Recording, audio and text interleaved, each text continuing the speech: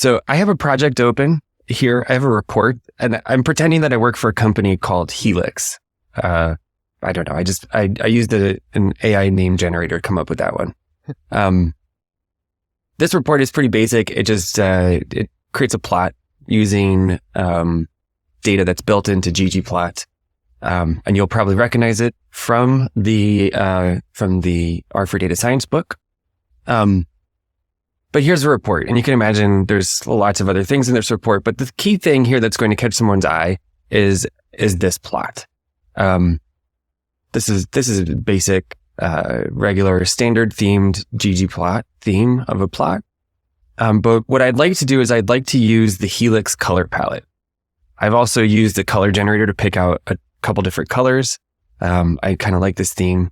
And we'll see if we can incorporate it somehow into our plot, and maybe also changing some fonts along the way.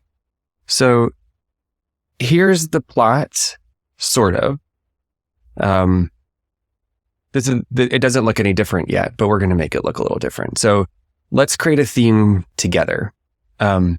The function for creating a theme from ggplot is theme.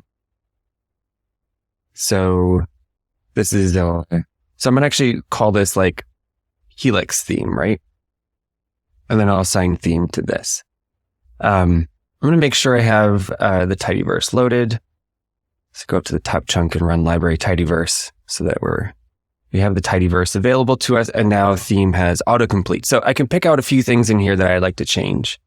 Any thoughts off the top of your head? I mean, something like title size is... I like... But Travis, go ahead. Yeah, same. I was going to mention about the title too, aligning it to the left, the argument theme, plot.title.position equals plot. That's a great choice. And let's see, I will also plot.title, element text. So we can use an element text to update the plot title. And here, let's see, we could say face equals bold and size equals, I don't remember what the default size is. So we'll just pick something, 13. Let's see if that might be huge. We're going to find out. So I have this Helix theme here, and then I'm going to just add that Helix theme into my ggplot down here. And let's knit this again and see. And then I'll ask Can I ask a clarifying question for the viewers? Maybe I'm actually curious too. When you think about, when you go, I'm going to write an R package, do you start local, like not in the package? Like you don't go like use this, make a new package or whatever steps you're probably about to show us. Do you instead like kind of do it in a standalone document and then migrate that code into a more abstracted, generalized use case? Yeah, that's a good question. Either one is great. Sometimes you start out knowing this should be a package, and I'm going to write a package today, and you can do that. And then in other cases, probably much more often, you'll have written some code, and you'll think to yourself, I would like to use this again somewhere else, not right here in the same project, or I'd like to share it with someone else. And that is a great time to take a step back and think about making it a package. Yeah. Yeah. I mean, I know from the people that I work with, a lot of times they'll have, like a functions.r file that they'll just like pass around. And I think that is a really good point at which, doing something like you're about to do is going to be beneficial. So. Yeah, functions.r screams make a package. Exactly. It does. You're almost there. You're all the way almost there. Yeah. There's one last thing I want to do, I guess, which would be plot.caption equals element text. I want to change the color of the caption. I've picked these colors out. It'd be nice to use them. So I'm going to let's see. I like this magenta. We'll say that's like the primary color for the Helix brand. So, magenta. And I'll run this. And we should end up with a new plot. There's some differences, but not a ton. And you can see the helixes in that magenta color. Okay, so at this point, you can definitely go very far down the rabbit hole of tweaking ggplots. I have been known to spend days tweaking a single ggplot. So at some point, this is a basic example for us, but in real life, this is usually a much more complicated example. Maybe we can imagine that you've shared this report with someone and they said, wow, that's a really awesome plot that you did at the end of that report. How can we use that? And I could take this code and I could copy and paste it into a functions.r file. But as we've been talking about, a package is a great way to bundle this and share it with someone else.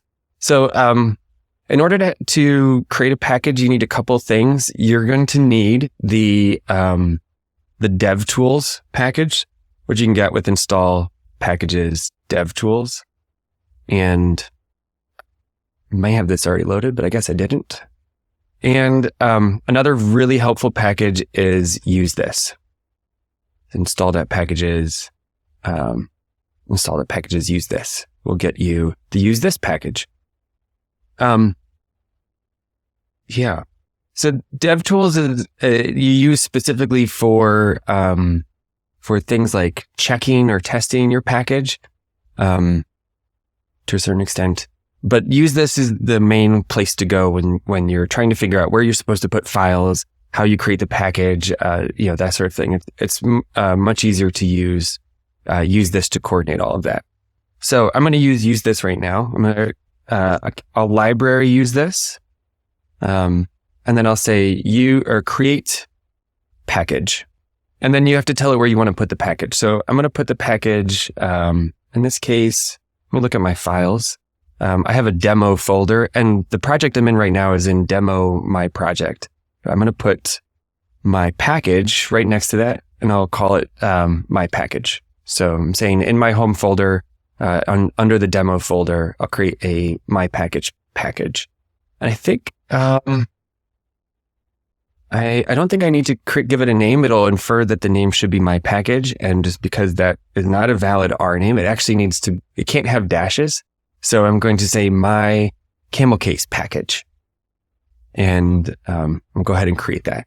And as soon as I hit run, use this did a lot of things, which happened very quickly. It was hard to see, but it basically created a folder and created called my package where I asked it to be. And then it added a couple other little things. An RStudio project, a description file. The description file is important, and we'll come back to it in a second, and an R folder. And these are the basic things that you need to have an R package. So the idea is we'll put scripts, R scripts that have functions in them inside of the R folder. And so that'll be the first thing that we're going to do. So I'm going to first go and find that R Markdown file that I had open. And I'll maximize this again. And we're going to find the part where I defined the theme. And so this is the code that I want to bring in. This isn't a function. I'm going to just copy it over, and then we'll turn it into a function together. As I said, you put your functions in R files under the R folder of your package, your project. But you could actually use this again. So I'll library use this one more time now that I'm in the package project, and I can say use R. And this means use an R file. And I'm going to call this helix_theme, because that's the idea for the name of the theme, or the name of the function that we're going to write. So when you do that, you don't have to put like .r. It looks like it adds .r onto it. Is that right? Yeah. So use this knows what you mean, and it'll go into the R folder, create a file called helix_theme.r, and then it opens it up for you in RStudio, so you're ready to start working on it. Gotcha. So that function can be useful as well if you have a lot of R files. And like eventually, if you have a very mature package, there'll be lots and lots of .R files, and you can say R, and then it'll find and open the file that already exists. Even. Oh, okay.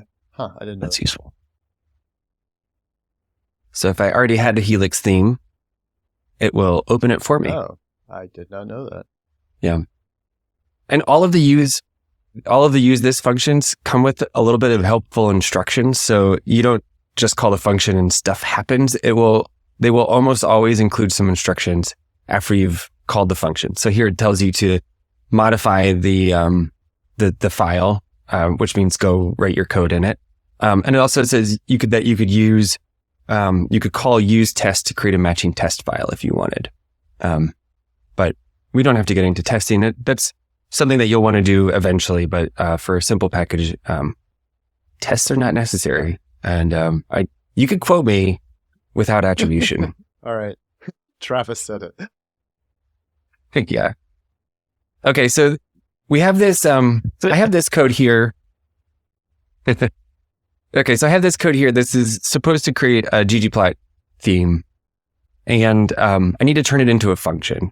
And so basically the way to make it a function is to sort of say function, you give it the function keyword, and then there's parentheses and then curly braces. And then the part that's inside of the curly braces is the part that runs when you call the function.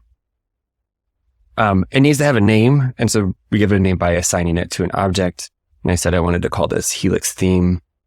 And now I almost have a function that will work. One of the biggest differences with writing code in a package versus writing code in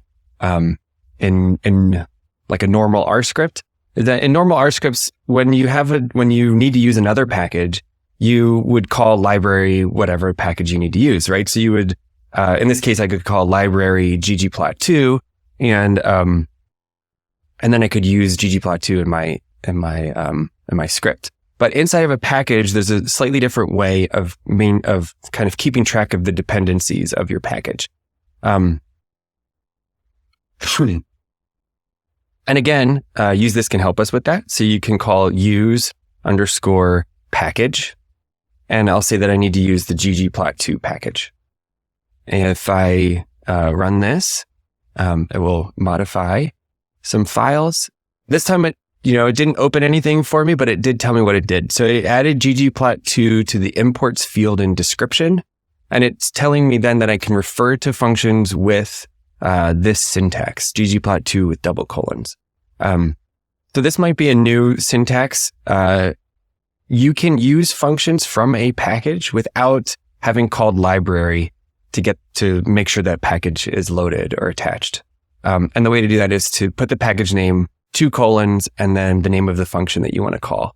So in this case, we need to update theme. Here we called theme, but right now, if we tried to run this, R wouldn't know if this is theme from our package or theme from somewhere else. So we have to say explicitly, this is the theme function from ggplot2.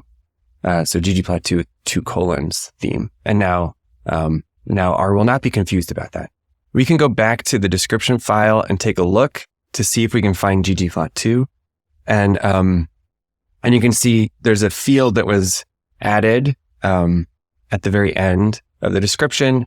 It could be kind of anywhere in here, really. But it says that our package imports ggplot2, which is a fancy way of saying that in order to use our package, you also have to have ggplot2 installed. So what happens if someone is wanting to use your package and they don't have ggplot2? What does that line do? This line will tell R to install ggplot2 for them when they install your package. It basically will make sure it'll make sure that they have the package installed. You won't be allowed to install your package without more or less without figuring out how to get ggplot2 installed first. And this is a really nice feature of packages. It makes it very easy to sort of say, especially from this file, to say to someone else, like, okay, so you'd like to use my code. You're going to need these other packages too in order to do it. And they don't have to then go, read through your code to figure it out. It's declared upfront, and then the installer, the install.packages, will actually know what to do, and will bring you ggplot2 and install it for you. I'm realizing now so go ahead, sorry. So if people have seen when they do install.packages and it takes a little bit sometimes, it seems like that's mostly because it's installing not just whatever the particular package that you've listed to install, but any dependencies, any other packages that package needs in order to work. Mm-hmm. Exactly. So there's a nice feature once you've started writing your functions in a package, and now I'm in a package project, so I can use DevTools now. Instead of DevTools, there's a function called load all, and this will load all of the functions and make them available to use interactively. This is for the developer who's working on the package. It means that I don't have to go through the whole process of installing my own package just to test something out. I can run DevTools load all and get the functions loaded up. And then I can now run Helix theme. And this should return a ggplot2 theme. Except it gave me an error. So great. Yeah, I was going to ask because, and I kind of unfortunately know the answer to this because when I write packages, I mostly screw things up rather than do them correctly. How would you know that you have forgotten to ggplot2 : something? Is this the way you typically find out, or are there other ways that you prefer?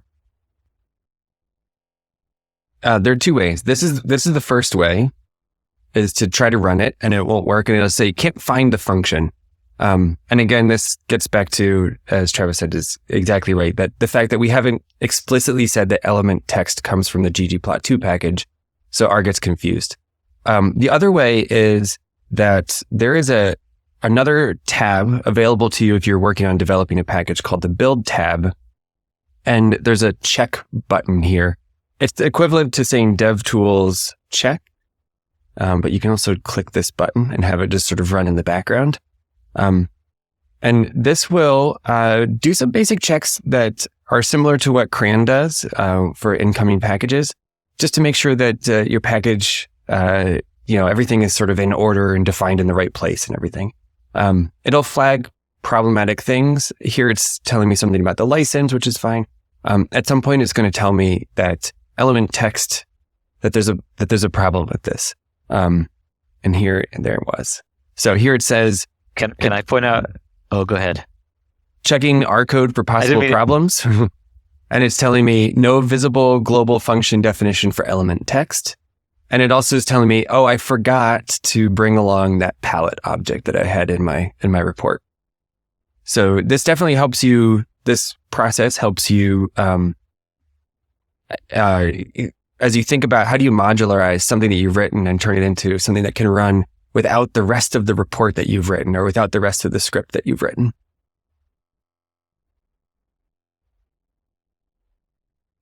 That's awesome. Go ahead, Travis. I didn't mean to interrupt. I think there's like a slight lag where I was like talking on you. Sorry. In any event, it's okay. I just wanted to point out that I just learned something extremely cool from you. I did not know that there was a check button in the build thing, and I want to point out what is especially cool about that. Now that I've seen you do it, is check often takes a very long time to run, especially if you have like a lot of R files and a lot going on in your package. And if you did the thing that I always do, which is on the right in the console, right, DevTools check, it kind of like freezes your session, I guess I'll say, like until the check is done. But what Garrick just did by clicking the button and running in the build pane is you could keep like developing and doing work over there in the console while it ran the check. That's radical. Very helpful. Okay, so let's fix this problem. We'll put ggplot2 here with 2 colons. There's another element text, ggplot2 with 2 colons. And the check discovered this, discovered palette. And here again, it's saying no visible binding for global variable palette, which is, it's kind of hard to interpret errors, but what this means is basically R is saying, you use this palette variable, but I don't know where you're getting it from. And it's definitely not in your package code. So you should figure out where it's coming from. And that is coming from here, this variable that I created earlier in my script. Right? This is a pretty common thing where, maybe you have some dependencies in your script, and that as you take pieces of it out to put into a package, you'll discover that there are interlocked or interwoven dependencies. But this is helpful. This palette, I actually it'd be nice to have this be something that people could access as well. And so maybe I'll make another function called Helix palette. And I'll start by just making it a function that returns that vector. And so here I would say Helix palette, and then you can see right away this is a little bit of an odd syntax here, but this returns the vector, and then we index into getting magenta. But I'll try this really quick. We'll just see what it looks like. So I can now, I ran that with a shortcut. There's a shortcut that shows up, which is Command-Shift-L. And you can use Command-Shift-L to load your package. So getting your package loaded to test it out is pretty quick. I use that a lot because then you hit Command-Shift-L, it brings you over to the console, and then you can just try out your function. So I can try out Helix_palette, and I can see that it's going to give me a palette. A clarifying question. It was something that confused me when I first started writing packages. So you don't have to write : what's your package called? My package : Helix palette to reference your own function, huh? Right. Yeah. So by default, R will look for functions inside of your package first. And so in this case, I can call Helix palette because it's something that I define in this. It's a function that I define in this R package. Which is really nice. I'm going to make one last little modification here, which would just be to make this a little bit, like a little bit easier. And I could say color. I'll give Helix palette an argument. So maybe we might ask for a color, and maybe I'll say that if by default color will be null, and when it's null, we'll just return the vector of palettes. So I have to do a little bit. I'm going to store the palette in a variable, and then I'll check if color is null. And if it is, we can return the palette directly, and otherwise we can return the color. And we'll just hope that people give the right color name for now. You can make this function a little bit more complicated. And you can, the nice part about writing functions, you can really help people kind of do the right thing by guiding them in your arguments and tests around those arguments and in the messages that come up.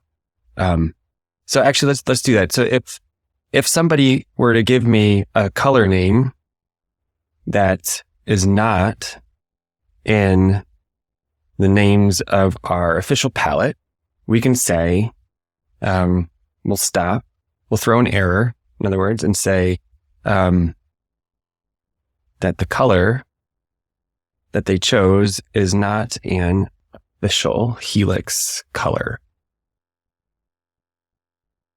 Right. Okay. Let's see. Now I need to update this syntax up here so it's using that as well. So Helix palette, we'll call Helix palette with magenta should give us the magenta color. All right, I'm going to do Command-Shift-L again to load the package. And this time, because I forgot to save, it'll ask me if I want to save, which I do. And now I can try Helix palette magenta. And you can see I'll get just a single color. Or if for some reason I thought we had a blue color, but if I tried to get a blue color, I'll get a warning that blue is not an official Helix color, which is nice. But at this point, I could run check one more time in the background and just kind of move that so it's out of the way. But I now have a Helix theme, which returns a ggplot2 theme. And we're almost ready to use it. Okay, I was the just gonna say, at last. this point, Go like, ahead. how do you know your Helix theme is going to work when you're developing something like this? Like, do you make a sample plot and then try it with Helix theme, or how do you confirm that it actually works? Yeah, let's do that. So I'm just going to copy this. I'll open up an R script, and in this case, I do need to library ggplot2 over here, to get ggplot2 loaded. And this is where, so now, if I had any of those, places where I would be missing ggplot2, like the prefix for functions in my package, I wouldn't be able to see them anymore because I just loaded ggplot2 globally, unless you're using check. So this is why using check can be really helpful, to kind of run in the background, because it sort of happens outside of your, current work environment. Okay, so I have ggplot2 loaded, and then I have, I've also, manually I've loaded my package, and so now I just need to turn Helix theme into a function call, and I can run this ggplot example, and after just a minute or two, we can see we have, the modifications from this theme. So we have our bold and bigger title, and we have the purple helix at the bottom, which is what we're wanting to see. Yeah. Once you get sort of much deeper into writing packages, you can use tests. You can use testing to ensure that your functions do what they need to do. But initially, this is, a great place to start. Is just trying it on your own, and then sharing it with your colleague, and then saying, "Does that work for you?" And you can just grow from there. Cool. Well, let's go back to the R script and have you finish doing what you were doing there before I interrupt. Yeah, absolutely. So the last little bit is just that. So these functions are available to me if I am using load package.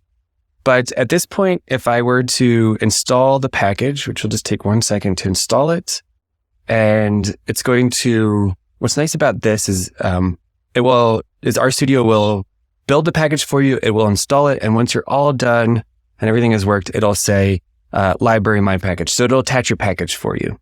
And just ignore this message. I don't really know where that's coming from. So the problem though is, this is exactly what would happen for someone, if you shared it and said, "Hey, install my package and then use the Helix theme, and you'll have a really nice looking ggplot." If I try to run Helix theme now, I'll be told I can't find the function Helix theme. And that's because, there's a small distinction in packages between functions that are, it's called exported. So functions that are exported or are available to users on the outside of the package, and functions that are only available for use inside of the package. That's probably the best way of sort of describing the difference between them. And so you can imagine you might have some logic where, like in this case, for right now, I could decide, this Helix palette function, this isn't ready for general use yet. I'm not quite ready for that, but I am ready to share Helix theme with everyone and make sure that they're able to use it. And so the thing that we need to do is we need to document it, and export it. So, okay, the first thing is to give it a title. So, in official Helix ggplot2 theme, I'll give that the title. And the title is, so I'm using these comments, a special kind of comment where they have the hash bang and then a single quote and then a space. And so then the first one is sort of like the email header or the subject line or the title of this function. And then you can write a short description where you could say, the official Helix ggplot2 theme. And you can just say something about it, right? For use in awesome plots, uses a larger title font size, adjust the position of the title and ensures that the caption text is magenta. One of the really nice parts about this is you can actually use markdown syntax. So I can say magenta in italics. And then the final piece is to say @export. So this syntax, this at something, this whole syntax here is called Roxygen2. It's a way for you to document your functions. And the @export is a special directive that tells Roxygen that this is an exported function. So, which is what we want. So I'm going to save this. And now we need to document my package. So DevTools, ;document, and I'll run this and it will do a couple little things. You could also use the command palette for this. So I can open the command palette up with Control-Shift-P and say document. And you might have to look through this. Here, build package documentation. And it's happening in a background session there. Okay. Let's install and restart one time. And once we get our library, my package coming up, we'll now have two things. First of all, we will have Helix theme available to us, so we can just call it and it works because it's exported and available to users once they've run library, whatever your package name is. The other thing is you can say !Helix_theme. And, just like you can do this for regular R functions and pull up the help pages, your function now has a help page. And this is really cool. Yeah, I can see how this, like what you were talking about before, in terms of, being able to guide people, providing them this type of documentation versus, you send them some code and then also in the email, there's some instructions on how to use it. Like here, it's all packaged together in one place. Right, exactly. Yeah, and we've just sort of barely touched on the surface of what you can do with Roxygen, with this type of documentation. But it's worth noting that you can include examples. You can give much clearer descriptions of what your function is doing. You can write very long sections. So, you can put a lot of documentation into this. And it's really nice that it comes along with the package. So anybody who has installed your package, at any point when they get lost, they can say your function and get right to the documentation. So Garrick, I'm just looking at the time and I don't want to take up more of both of your time than we bargained for. So I think probably the best thing at this point would be to just, like, if we can talk about how we could get this on somebody else's machine, like how somebody else could install this, whether that's pushing it to GitHub and having them install it through there, or I don't know what other way you might do it. But if you want to focus on that would probably work. Yeah, absolutely. The easiest way to get this to somebody else would be to put it on a version control system. So if you have access to GitHub, GitLab, or any other version control system, that's the easiest way. And I'm most familiar with GitHub. Our studio uses GitHub quite a lot. At Moffitt, we used GitHub as well. Let's say okay, so you can do this. Sure. You know what? I'll actually do this for us, right? So, although I don't think it's going to work, I'm going to have to just sort of talk through it. But you can use this will help you. So you have functions and use this, of course. Use GitHub. You can see there's use Git and use GitHub. So I could say use GitHub and I could say, where I want to push this. Usually would say so my GitHub username is Aden-Buie, and I would, that's actually all you need to do. And then after that, it would push this package up to GitHub and using the name. So it would push it into a repository called my package. That won't work because I haven't set up my keys here in this context.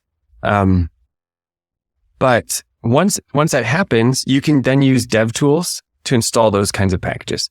So DevTools, the converse of this is that DevTools has a function called install_, And here you can pick from, these are all of the places. This is a great list of all of the places that you could put a package if you really, really want to.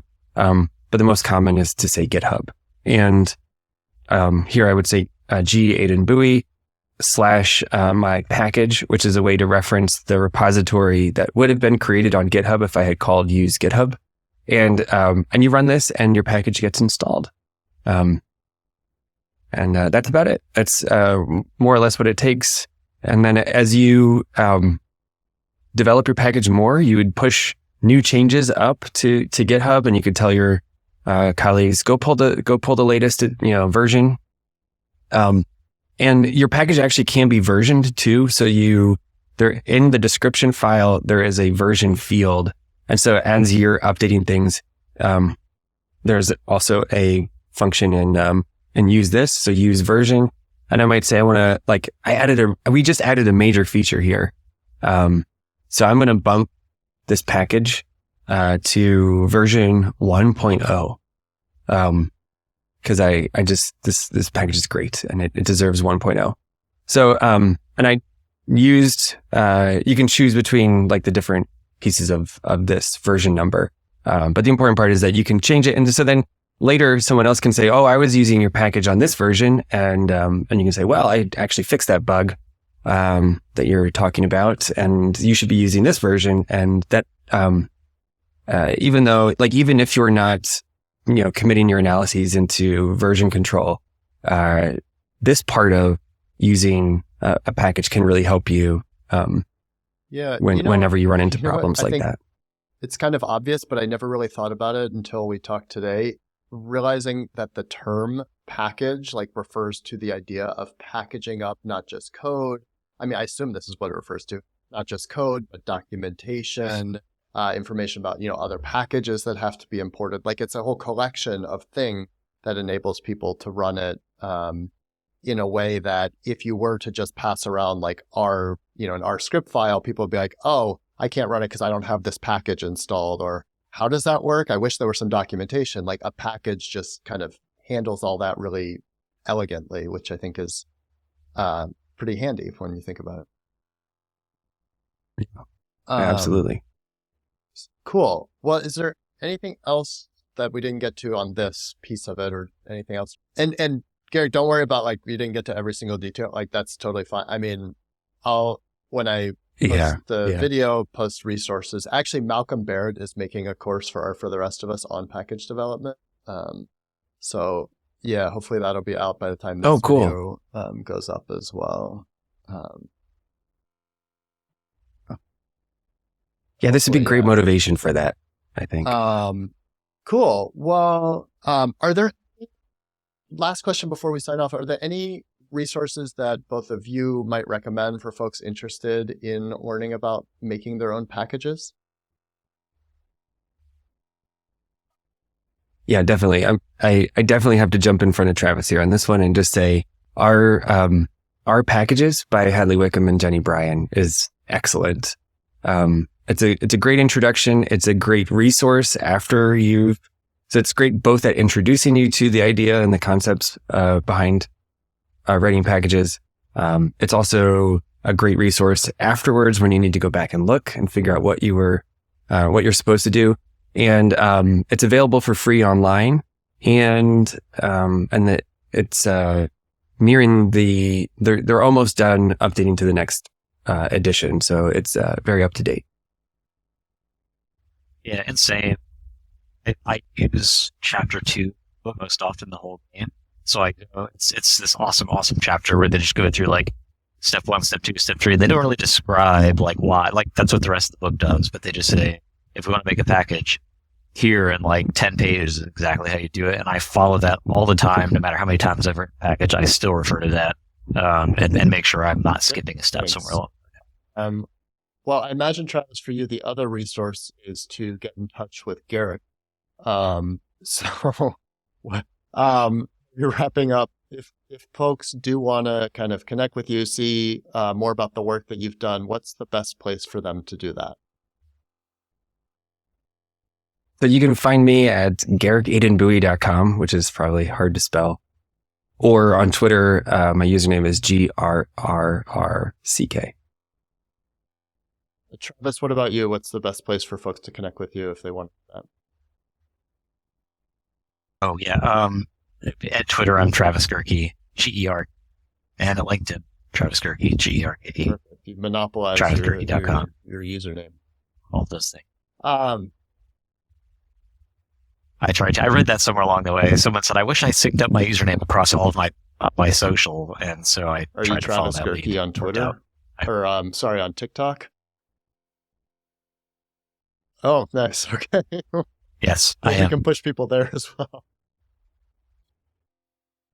Great. Well, thank you both for chatting with me today, and I hope this is helpful for folks interested in learning about packages. Yeah, thanks again to both of you. Me too. Thanks a lot. All right. Yeah, thank you.